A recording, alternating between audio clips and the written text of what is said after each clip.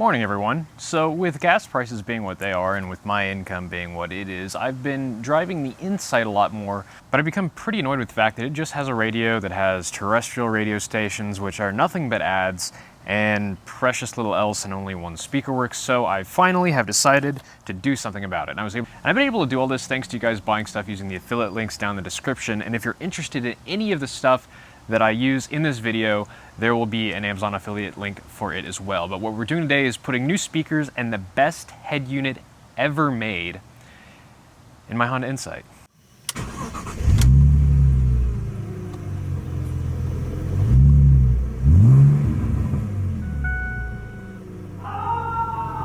So when I say best head unit ever made, I'm talking about this white box here, and it really isn't anything special. And what's really special about this head unit isn't what it has, but it's what it doesn't have. So let me take it out of the box here, and we'll see if you can spot it. What is missing from this head unit? Take your time. There are no RGB LEDs. There is no glossy plastic. It does not look like a gaming PC, which makes this the only head unit on the market that actually looks good in a car. Now this isn't especially feature-rich nor cheap. This is $160 or so. It is made by Continental. They're a German company, I believe. They make a bunch of head units for like buses and things, if I remember correctly. It's got USB, an auxiliary port, and Bluetooth, and that's really all that I need. It's got the microphone is built in. I believe it also has a wiring harness to add an external mic if you prefer, but it's really just a nice, simple, cheap, cheerful head unit. Mercedes guys love these, old 911 guys love these because they just look perfect. It's got amber backlighting, and I think you can also get it with green, so it's just fantastic. It's a wonderful little head unit, and it looks great.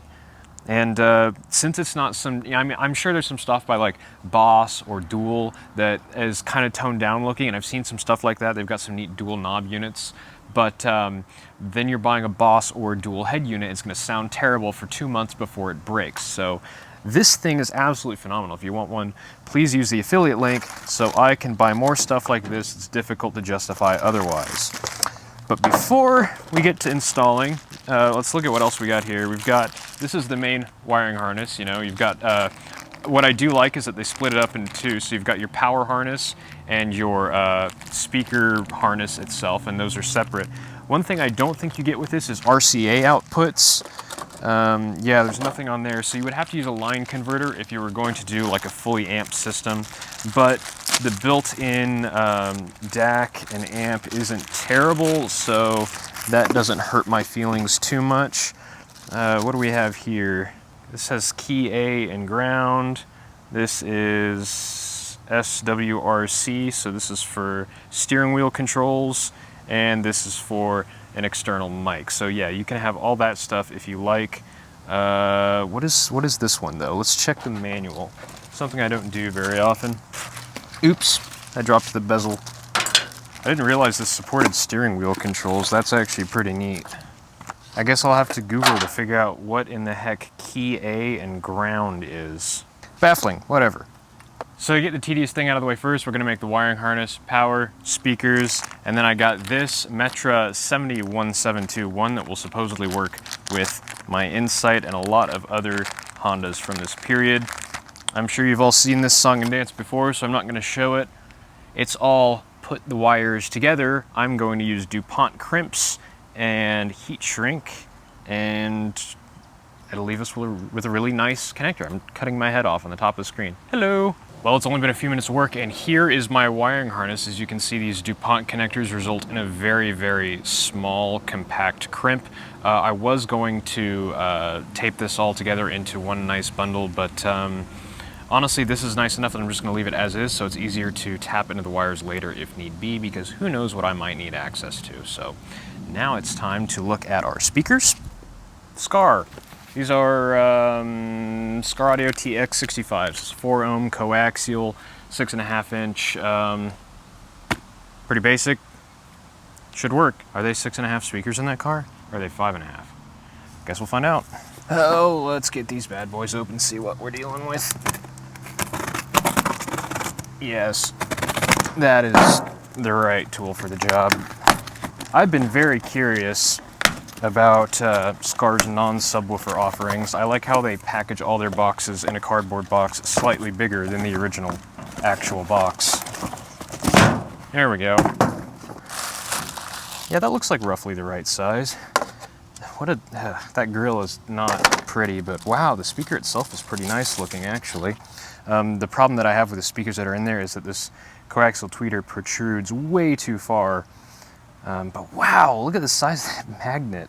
This is like their mid-range. There is a cheaper coaxial option from them, but I decided I'd splurge. I think the cost for all of this with the head unit was something like $200 or so, and this does have all the mounting holes for my goofy three screw mounting system in the inside. So that is a hefty lad, and it feels pretty quality, honestly. I'm very excited to see how it sounds.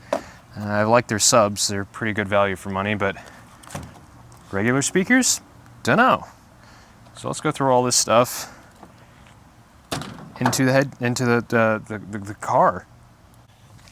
So like most Hondas, I believe that we're in for a pretty easy time here. Let's see, this has to... There we go, yeah. So you have to do that and get this to drop down. And then there's a couple Phillips here. What is stuck to this? There's a Phillips here. And then another one down here. And then just pull. I've somehow lost all my reasonable trim tools, so enter the big chungus. Pop something. Oop. Pop some more. Oh, there we go. There, it's coming. Yeah. Ah, it just comes down.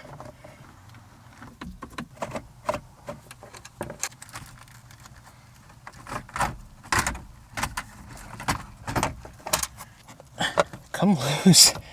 Oh my gosh. Okay, stock radio out. 2 connections, CD changer, main connection, antenna. I probably should get an antenna adapter for mine, but I don't give a rip about terrestrial radios, so not gonna happen.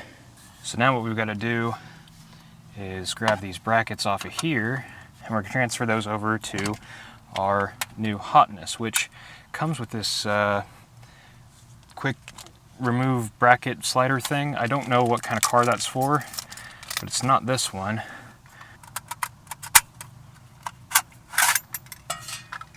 This is kind of unfortunate, but the front hole lines up, the rear hole does not for some reason, which is odd. So I'm just gonna roll with it, I guess. So let's see here.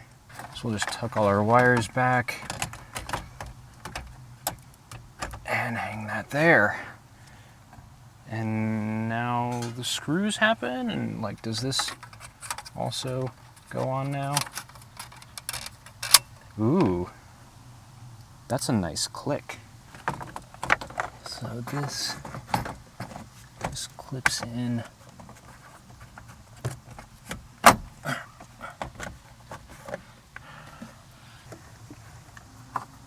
This back.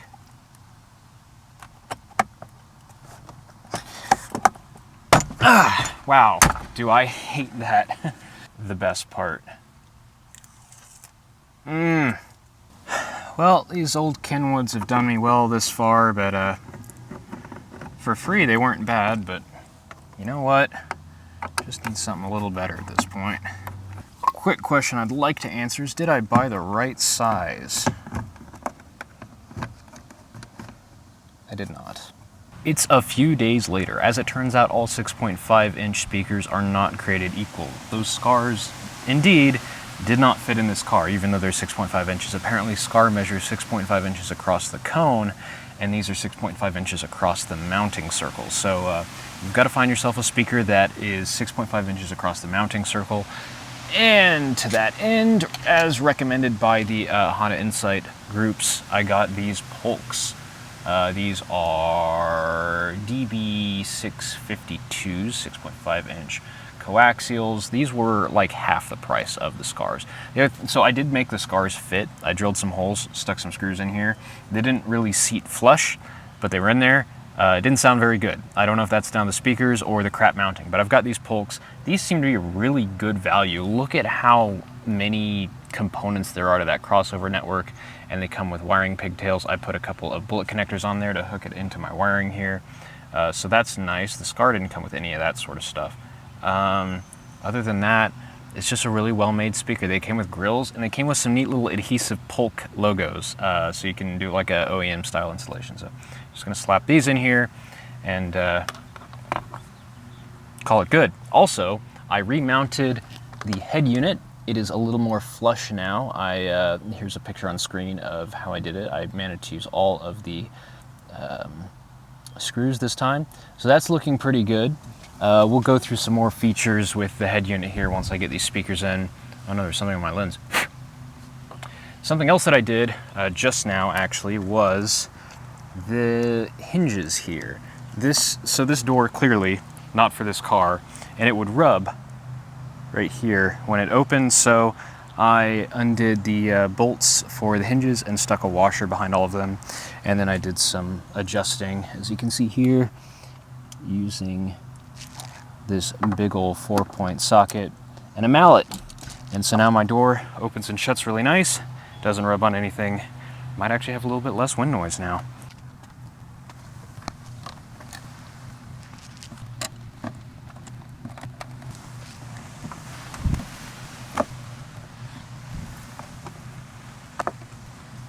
So the speaker's in, and even though this is the one that everyone says fits these cars really well, there's still like these tabs kind of have to shove past here. I don't love how the screws for this bolt pattern kind of touch the surround. It's not really moving on the outside surface there, but I don't love that. But we can put the, let's see here, this goes like that. There we go.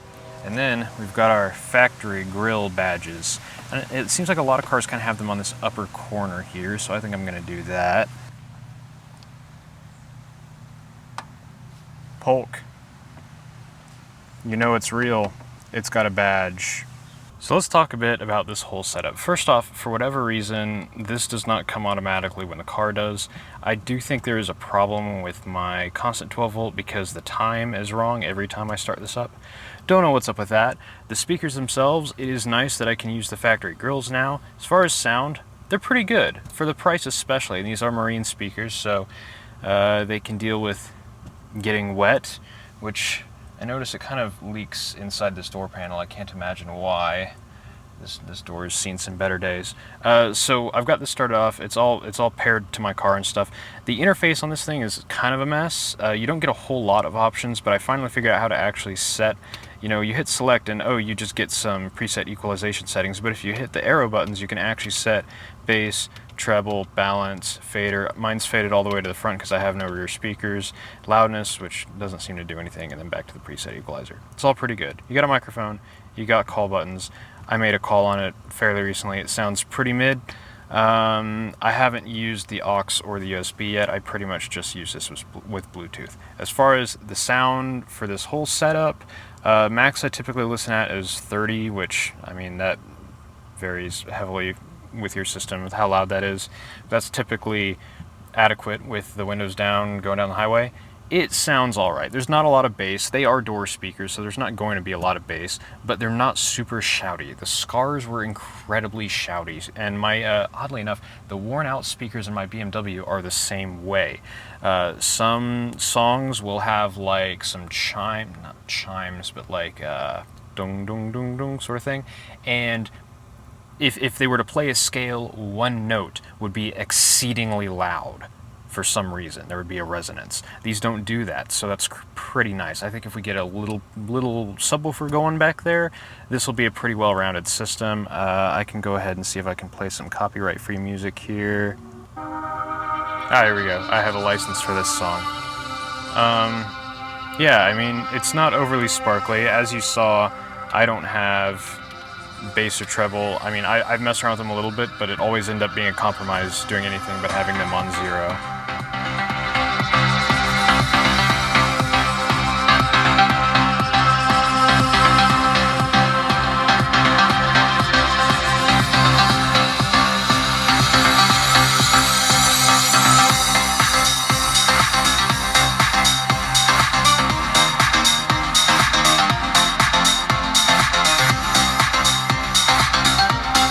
So that's...